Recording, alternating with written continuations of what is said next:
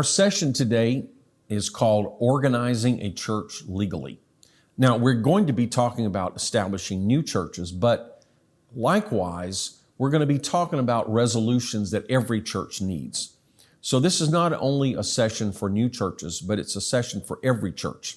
It serves as a checklist of what every church should do, how it should be set up legally, the resolutions it needs to function properly. Now, let me give you some resources. If you go to the current edition of the UPCI manual, which can be downloaded from upciministers.com, you will find a section in the back of resources for local churches. And what you'll find is what I'm talking about, resolutions for all churches, organizing a church legally. And there's one set for Canada and one set for the United States. Now, I will be talking primarily about the U.S., but with a few modifications, you can apply this to Canada as well. And since we have two sets of documents in the manual, it should be easy for you to follow. For further discussion, I would like to refer you to my book, Spiritual Leadership in the 21st Century. It has a chapter on the legal operations of a church, as well as the financial, another chapter on the financial operations of the church. So that should give you additional information. That book also has a bibliography with additional resources. And I will just mention in passing that Richard Hammer has several resources that are helpful. One is called the Church and Clergy Tax Guide. Another is a compensation handbook for church staff. And so you'll find some of these will assist you in the things that we're talking about. The first thing I would like to say as kind of a disclaimer or maybe a broad reference, I'm not here giving you legal or accounting advice. I'm giving you general information. So if you need specific legal or accounting advice, you should consult a lawyer or a CPA in your jurisdiction, in your state or province. So some of my general comments may or may not apply exactly in your setting, or at least you may need to get expert advice on how to implement them. And you'll find the documents in the manual also have this note that they're intended as a sample to assist you, to show you the kind of things you need to be thinking about and researching, but they're not meant to be the final word. And of course, laws and regulations change all the time, so a professional can help you stay abreast of those changes. So what I would like to talk about initially is every local church, if you have the option to be incorporated, which can be done in almost every jurisdiction, then you should be incorporated. Now, contrary to some myths, incorporation doesn't subject you to state regulation really any more than what is already the case under current law. Incorporation is not a limitation, it's not a control, it's a protection. The basic reason for incorporation is limited liability. What that simply means is this. If your church is sued, let's say for a breach of contract, let's say for negligence, maybe a car accident because someone was driving a church van, or maybe someone was driving their personal car but picking up people for church, or say someone falls on church property and injures themselves. Okay, there could be many times a church gets sued. So if the church is not incorporated, under the law, the lawsuit can be against that unincorporated church, which means each individual can be jointly and severally liable. Or in other words, they can sue all the members of the church, or they can pick one or two members that seem to have the most money and sue them. But if the church is incorporated, then the liability is limited to the assets of the corporation. So incorporation is a protection to all members of the church, and especially the leadership of the church, to limit the liability. Of course, along with incorporation, you need to have liability insurance. So actually, those two things work together to give you complete protection as much as possible. Of course, if there's personal wrongdoing, then the corporate shield cannot stop you from being personally liable, but at least it will stop individual members being liable for the debts of the church itself. So the first thing you want to do, if you haven't done it already, is to incorporate your church. In doing so, you have to follow the laws of the state. Usually there's a sample that you can follow to incorporate. That's a very valuable protection, and for many other purposes, for example, when you purchase property, you'll want to put it in the name of the corporation. When you acquire a loan, you'll want to put it in the name of the corporation, and so on. So that's the first thing that you should do. And I will say alongside of that, if you should get adequate property and liability insurance. Even if you're renting, you need renter's insurance, which will help you with the contents and with any degree of investment you might have in that rental property, but probably even more significantly, the associated general liability coverage is important because it provides general coverage against various forms of lawsuits. So first, incorporation. Second, acquire appropriate insurance. And we do have an insurance department at UPCI headquarters, which has relationships with insurance companies, and they can help you further if you want further information. Now, let's talk about what you need in an organizational meeting if you're a new church, or if you are an existing church, a longstanding church.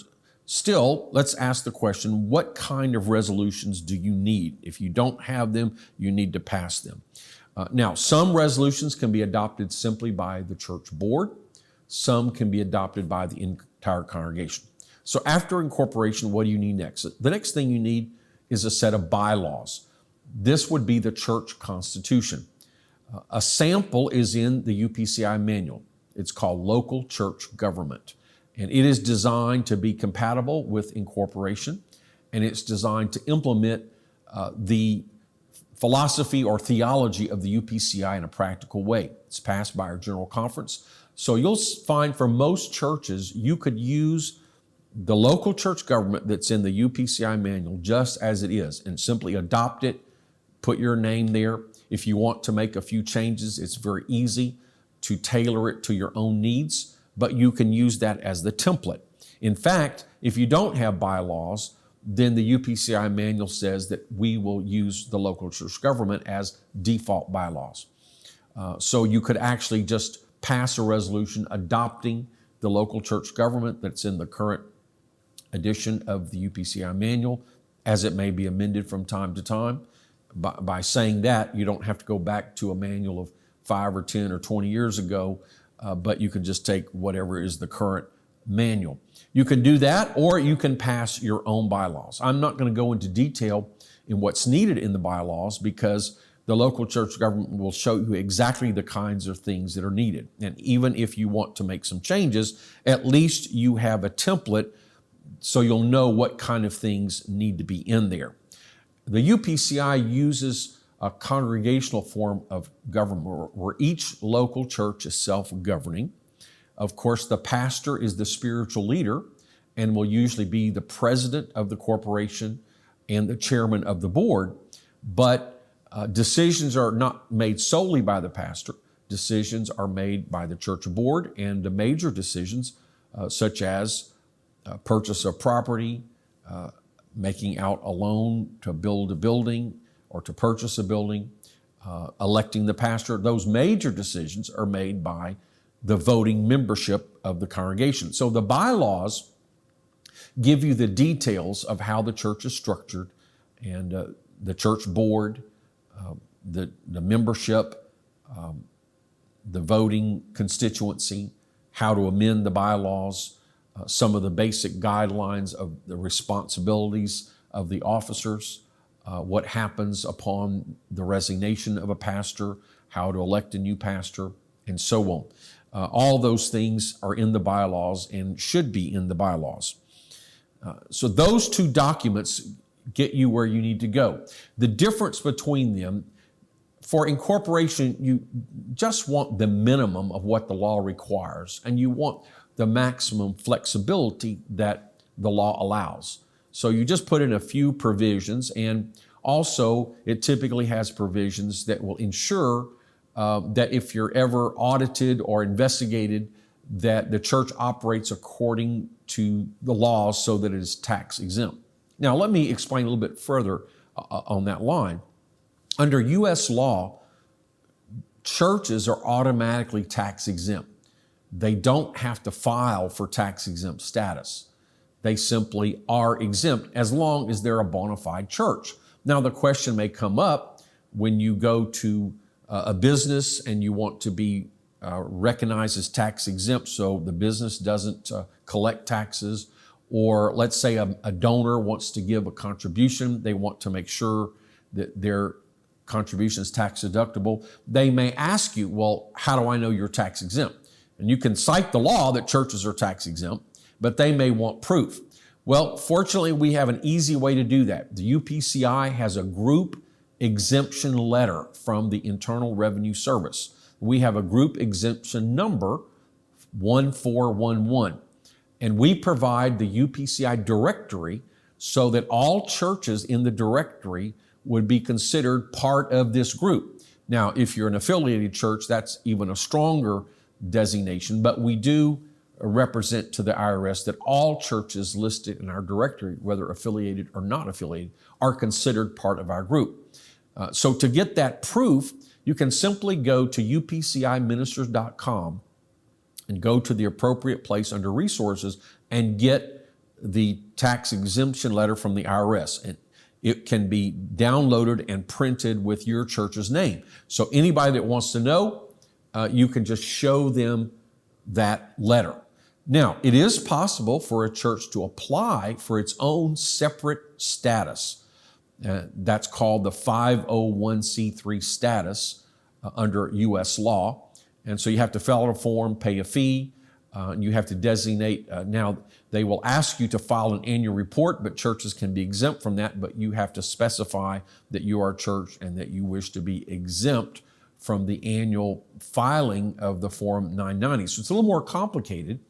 Sometimes churches that are not affiliated want to do this, but it's purely optional for a church. Now, for another ministry that's not a church, it's mandatory. You're not automatically tax exempt. You would have to file for this status, and typically you would have to file the annual report that's required. But if you are a church, and that's what we're talking about, under U.S. law, you're automatically tax exempt without a filing, but you can get the appropriate letter from upciministers.com to document that you're covered by the UPCI group exemption number. I will further add that covers U.S. federal taxes. You still have to, if you have employees, of course, you still have to pay payroll taxes, but you don't have to pay income tax. So you still have to collect payroll taxes. That's another subject.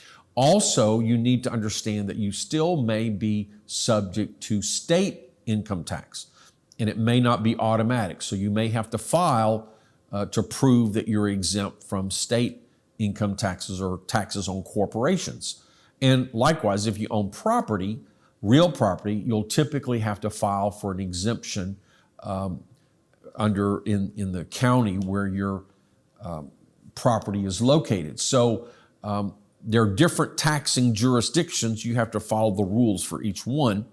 But what I'm talking about here is an easy way to establish your tax exempt status for U.S. income taxes. All right. So now you have your incorporation, you have your bylaws, you have the appropriate property and liability insurance. Another thing that I recommend is affiliation with the UPCI. Now, affiliation is not mandatory. It's optional, but it is a legal protection for you. It is completely different from incorporation. So just because you're incorporated doesn't mean that affiliation is irrelevant. Actually, these are two separate things. Incorporation is a limitation of legal liability. Affiliation is a theological or ecclesiastical protection. Basically, let me tell you what affiliation means. Your church votes officially to affiliate, and on that form, you will either state that you adopt the local church government that's in the UPCI manual, or you provide your own bylaws, but in key areas, it has to be similar to the local church government. It has to provide such things as pastoral leadership, the existence of a church board, voting by the membership of the congregation, and so on. In other words, it has to be compatible with our theology. And by the way, if you want more information about that, in the UPCI manual under position papers, we have a paper on church government. So we explain in detail and give biblical references for our basic form of church government. We do recognize there's flexibility and liberty.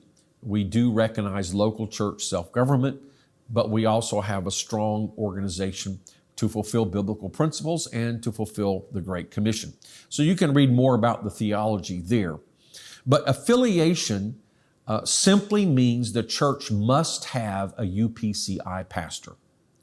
So typically affiliation becomes important when there is a pastoral change, or it becomes a protection. Let's say a pastor is subject to ministerial discipline and loses their UPCI credentials. Or let's say a pastor changes the doctrinal identity or attempts to change the doctrinal identity of the church. Or let's say a group rises up in the church against the pastor and they attempt to change the pastor or change the doctrinal identity of the local church. Affiliation provides a safeguard, because what it means is you have to have a UPCI pastor. And if it's no longer a UPCI pastor, then the church has a choice. They can either vote to disaffiliate from the UPCI, or they can vote to get a new pastor. It becomes a procedural safeguard that whenever there are these times of transition, particularly trying to change the doctrinal identity of the church, the fellowship of the church, then there must be a business meeting. The district has a right to send a representative to explain the UPCI position, and then the church membership takes a vote. So many times it's a safeguard that keeps the church within the UPCI, keeps the building within the UPCI. There have been times where churches have gone a different direction, but affiliation was the safeguard that kept the property in the UPCI until another UPCI pastor could be elected. Now, contrary to some thinking, affiliation does not eliminate the power of the local church, because the local church can always vote to disaffiliate it, just like it voted to affiliate. So ultimately, the local church is still in control of its own identity, of its own affairs, and who it wants to be its pastor. But affiliation, think of it this way. When you're affiliated, it's the church that will decide if you remain in fellowship with the UPCI. If you're not affiliated, then only one person has that decision. That's the pastor. As long as he holds UPCI credentials, we consider that church to be in fellowship. But if for any reason the pastor loses or drops his UPCI ministerial credentials, then automatically the church is no longer in fellowship. There are two ways that a church can be in fellowship. One is by affiliation, and two is by having a UPCI pastor. A pastor with UPCI ministerial credentials. Of course, both of those cases are subject to approval by the district, but the district board. But you can be affiliated or you can be not affiliated and still be part of the UPCI. But if you vote to disaffiliate, that means the church is delegating to the pastor the sole decision of whether to be part of the UPCI or not. If the pastor later drops his or her license, then the church is automatically no longer part of the UPCI without any vote or any say in the matter. Now, when my wife and I started the church in Austin, Texas, I affiliated because I wanted that safeguard. At such time that I would no longer be pastor, whether by resignation or death, I wanted at least some safeguard that my work would continue as United Pentecostal Church. And the various daughter works that we started, which we released to self-governing status, the condition of releasing them was that they would be affiliated with UPCI. It's a procedural safeguard. It's not a very tight safeguard. In other words, as I've already said, a church can vote to drop it, but at least they have to go through a process and at least there has to be a church business meeting, a church vote, and at least the district has the opportunity to explain why remaining part of the UPCI is beneficial. I will also hasten to add, contrary to some people's thinking, affiliation does not incur either greater control by the organization or greater liability of the local church. It doesn't imply greater control because the local church still governs its own affairs. Now, when there is no pastor and the church is searching for a pastor, then yes, the church board contacts the district superintendent, and the superintendent and or presbyter will assist the church in finding a UPCI pastor. So in that situation, there is connection and involvement. But even there, it's the local church that ultimately decide who is going to be the pastor. The church board is the one who will select the candidates and present the preferred nominee, and it's the church membership that will actually vote on the pastor. So affiliation does not enable the church, the district board, to override the self-governance of the local church. Likewise, under the UPCI structure, each local church owns its own property, makes its own decisions, and so it's liable for its own decisions, but it's not liable for the decisions of another church. It's not liable for the decisions of the district. It's not liable for the decisions of the general organization.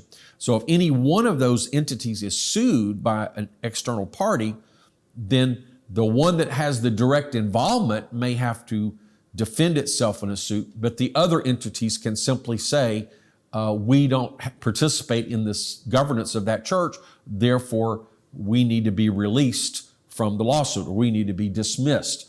And they will be dismissed. Throughout our history, that has always happened.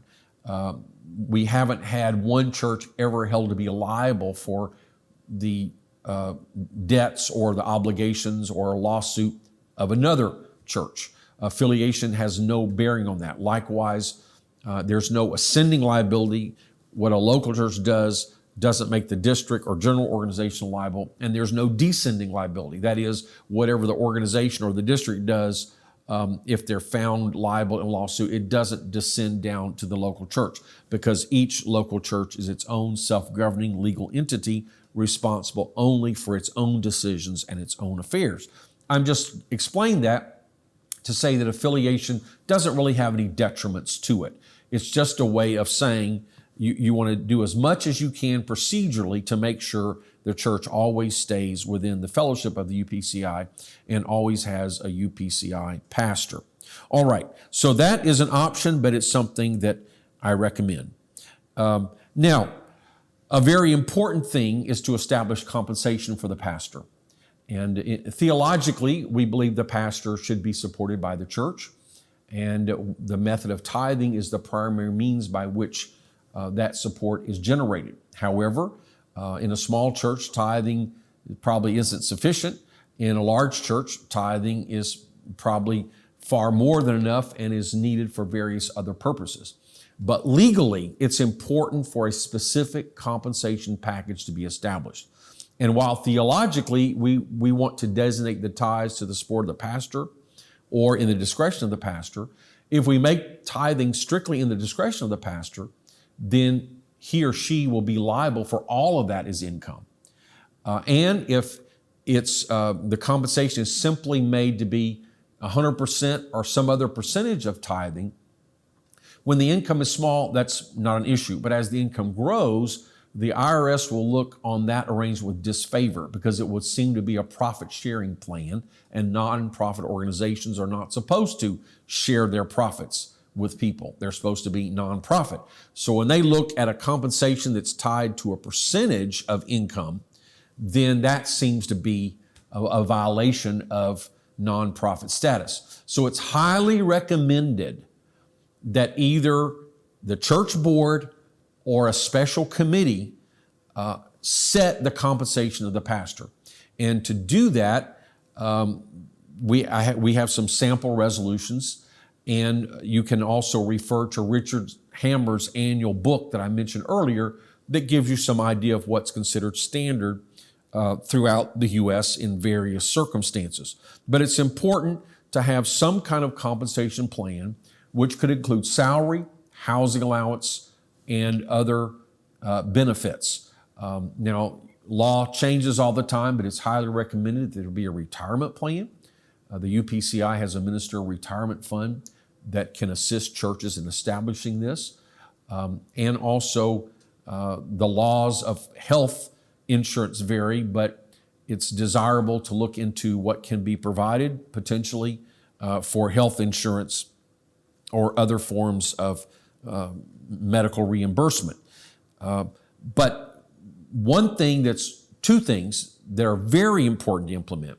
One is the housing resolution. So under U.S. law, a minister's housing allowance is not taxable for federal income or state income purposes, although it is subject to self-employment tax. But that's a very important benefit for a pastor. It doesn't increase the pastor's compensation. It just takes a part of what would be the pastor's salary and reclassifies it as housing allowance so that it can be non-taxable. The details are here in the resolution, but what's important is to have a resolution, and ideally it needs to be passed every year so that the minister can receive the tax benefit.